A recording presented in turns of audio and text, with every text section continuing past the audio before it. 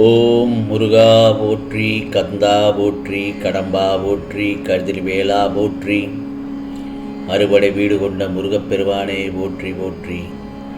என் செல்ல பிள்ளையே, என் செல்ல குழந்தைகளே, இன்னும் 10 நிமிடத்திற்குள் இதை நீ கேட்டிருந்தால் மிகப்பெரிய அதிர்ஷ்டம் உன்னை தேடி வரும். இது திருச்செந்தூர் முருகன் உனக்கு சவால் விட்டு சொல்கிறேன். உன் மனதில் உள்ள கஷ்டங்களை, சங்கடங்களை மறைத்து கொண்டு எத்தனை நாட்களுக்குத்தான் மற்றவர்கள் முன் சந்தோஷமாக இருப்பதை போல் காட்டிக்கொண்டு வாழ்வாய்? உன் மனதில் இருந்த நிம்மதியை எப்போதோ இழந்து விட்டாய். அமைதி என்பது வெறும் வார்த்தைகளில் இருக்கிறதே தவிர உன் மனதில் இல்லை. உன் மனதிற்குள்ளேயே கஷ்டங்களை பூட்டிக் கொண்டு வைத்திருப்பதால் உன் உடல்நிலையையும் பாதிப்பு உண்டாக்கும்படி ஆளாக்கி விட்டாய் அல்லவா? எதையோ இழந்து விட்டதை போல் பரிதவிப்பிலேயே ஒவ்வொரு நாளையும் ஒரு யுகமாக நகர்த்தி வருகிறாய். நான் சொல்வது சரிதானே? மெல்ல மெல்ல நீ தளர்ந்து விட்டாய். சுற்றி இருப்பவர்களை பார்த்தால் எரிச்சலும் கோபமும் படுகிறாய். முருகா, என்னை யாருமே புரிந்து கொள்ளவில்லையே, என் கஷ்டத்தை புரிந்து கொள்ள யாருமே முன்வரவில்லையே, எனக்கு உதவி செய்ய யாருமே இல்லையே என்று புலம்பவே வேண்டாம். ஏனென்றால் இதுதான் உலகம். உன்னுடைய உதவி அவர்களுக்கு தேவைப்படும் போது அவர்களுக்கு உன்னை விட வேறு யாருமே உயர்வாக தெரிவதில்லை. ஆனால் அவர்களிடம் உனக்கோர் உதவி என்று நீ கேட்கும்போது அவர்களின் உண்மையான சுயரூபம் என்ன என்பதை உனக்கு புரிய வைத்து விட்டேன். புரிந்ததா என் செல்லமே? நீ என்னுடைய செல்ல பிள்ளை அல்லவா?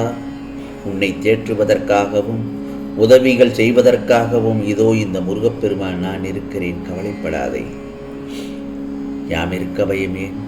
நீ ஏன் யாரும் இல்லாதவர் போல் கலங்கி நிற்கிறாய் என்று எப்பொழுதிலிருந்து, எந்த நிமிடத்திலிருந்து நீ என் பாதத்தில் சரணடைந்தாயோ அன்றே என் செல்ல பிள்ளையாகிவிட்டாய் அல்லவா? உனது துக்கத்தையோ அன்றே நான் பார்த்து கொண்டேன். கவலைப்படாதே. உன்னுடைய துயரமான நாட்கள் எல்லாம் முடிந்து விட்டது. இனி நீ நிம்மதியாகவும் சந்தோஷமாகவும் இருக்கப் போகிறாய். ஆம் செல்லமே, நான் சொல்வதை கேட்ட அதோ அந்த 10 நிமிடத்திற்குள் மிகப்பெரிய அதிர்ஷ்டம் உன்னை தேடி வரும். இந்த முருகப்பெருமான் சவால் விட்டு சொல்கிறேன். இனி நீ நிம்மதியாகவும் சந்தோஷமாக இருக்கப் போகிறாய். இனி உனக்கு நிம்மதியும் மன அமைதியும் நிச்சயமாக கிடைக்கும். ஏனென்றால் மிகப்பெரிய பிரச்சனை ஒன்று முடிவுக்கு வரப்போகிறது அல்லவா? உன் பிரச்சனையை என் பாதத்தில் சமர்ப்பித்து விட்ட பிறகும் நீ வருத்தப்படலாமா? உன் பிரச்சனையை நான் தீர்த்து வைக்கப் போகிறேன். உனக்கான நல்ல நேரம் வந்துவிட்டது. இதோ உன்னை கஷ்டப்படுத்தி பார்க்க நினைத்தவர்கள் எல்லாம் காணல் நீராக போகிறார்கள். பார், நான் உன்னோடு இருக்கிறேன். நான் பார்த்துக் கொள்கிறேன். நீ நிம்மதியாக இரு. நீ விரும்பிய வாழ்க்கை வாழப்போகிறாய். இதோ உனக்கான அனைத்தையும் நான் வழங்கப் போகிறேன். உனக்கு துணையாக என்றும் இருப்பேன் என் செல்லமே. ஆகவே என் செல்ல பிள்ளை, இனி நீ யாரையும் எதிர்பார்த்து நிற்க வேண்டிய அவசியமில்லை. உன்னை எதிர்பார்த்து பிறர் நிற்கப் போகிறார்கள். பிறர் உன்னை வெறுக்கிறார்கள், கோபப்படுத்துகிறார்கள் என்று நினைக்க வேண்டாம். உன் அன்பிற்காக அவர்கள்தான் ஏங்கி நிற்கப் போகிறார்கள். இனி நடப்பது அனைத்தும் நீ உயரும் படியாகத்தான் இருக்கும். நான் எவ்வளவு முயற்சி செய்தும் தோல்வி அடைகிறோமே என மட்டும் வருந்திவிடாதே. உன் வாழ்வில் மாற்றங்கள் ஏற்படப் போகிறது. நீ வாழ்க்கையில் தோல்வி அடைந்தால்தான் நீ வாழ்க்கையில் நல்ல பாதையில் சென்று கொண்டிருக்கிறாய் என்று அர்த்தம். ஏன் தெரியுமா? அந்த தோல்வியினால் நீ கற்ற பாடத்தை திரும்பவும் மற்ற இடத்தில் அதை பிரயோகித்து அதிலிருந்து நீ தப்பித்து விடுவாய். எந்த ஒரு பிரச்சனையும் இலகுவாக நீ கையாண்டு விடுவாய் என் செல்லமே.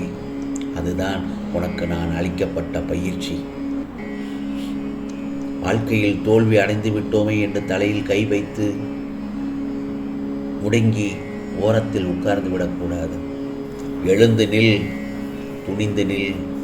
வாழ்க்கையை எதிர்த்து நின்று போராட கற்றுக்கொள். அப்படி நீ வாழ்க்கையில் தோற்று போய் நீ ஜெயித்தால்தான் அதில் நீ வாழ்க்கையில் நீ முன்னேற்றத்திற்கான படிகளை எடுத்து வைத்து விட்டாய் என்று அர்த்தம். யார் உன்னை கேவலமாக பேசினாலும் அந்த இடத்தில் கோபப்படக்கூடாது. ஆம் செல்லமே, கோபம் மிகவும் கொடூரமானது. கோபத்தை குறைத்துக்கொள். தேவையில்லாமல் யாரையும் குழப்ப வேண்டாம். அதே நேரத்தில் நீ முன்னேறும் செல்லும் பொழுது மற்றவர் அதில் பாதிக்காத வண்ணம் இருக்க வேண்டும். நீ மற்றவர்களுக்கு எந்த ஒரு தீங்கும் ஏற்படாதவாறு நீ உன் வாழ்க்கையில் முன்னேறி அதில் முயற்சி செய்து நீ வாழ்க்கையில் முன்னேற கற்றுக்கொள். அதுதான் வாழ்க்கை. மகிழ்ச்சி என்றால் என்ன என்று என்னிடத்தில் கேட்பாய். மகிழ்ச்சி வேறு எங்குமே இல்லை, உன் மனதில் தான் இருக்கிறது. மகிழ்ச்சியை நீதான் உருவாக்கி கொள்ள வேண்டும். எப்படி என்று கேட்கிறாயா?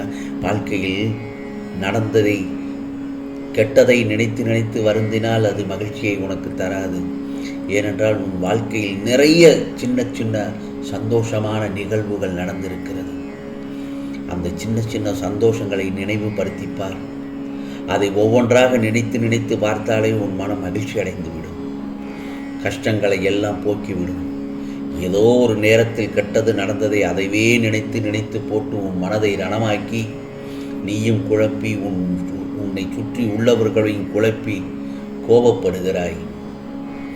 மனதை சந்தோஷமாக வைத்து கொண்டாலே போதும். உன் முகம் தன்னால் மலர்கின்ற கதிரவனைப் போல் காட்சியளிக்கும். கவலைப்படாதே என் செல்லமே. எப்பொழுதும் தன்னம்பிக்கையோடு இருக்க கற்றுக்கொள். சில நாட்களில் எல்லாம் அனைத்தும் மாறும். அதை உனக்கு இந்த முருகப்பெருமான் ஏற்படுத்தி தருகிறேன். கவலைப்படாதே. சில நேரங்களில் எது வந்தாலும் எதிர்த்து நின்று போராடு என்று சொன்னேன் அல்லவா? அனைத்தும் நன்மைக்கே என்று தீர்க்கமாகவும் நம்ப வேண்டும்.